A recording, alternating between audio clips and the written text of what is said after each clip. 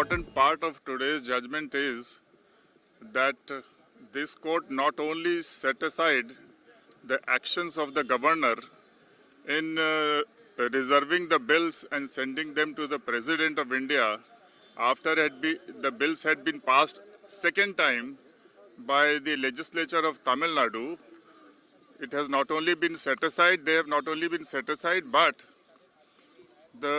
this court has exercised its power under Article 142 and directed that all the 10 bills will be deemed to have obtained the assent of the governor.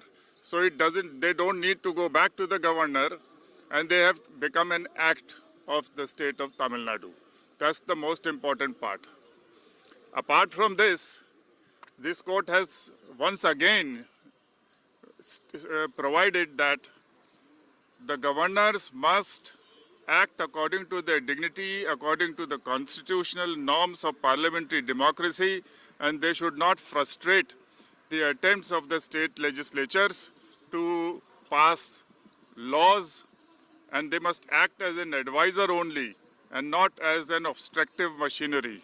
So they don't have power to just simpliciter, withhold, or veto, or pigeonhole.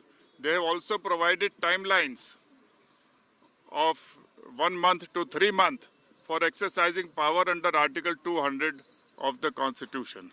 So therefore, the old law has not only been restated, but Article 200 has been analyzed, and the power of the governor to grant assent or to withhold and send it back to the House with message or to reserve for President's consideration, they have all been analyzed, and it has been provided that the governor must act with speed and should not just withhold the legislations. So this is a landmark judgment because it carries forward.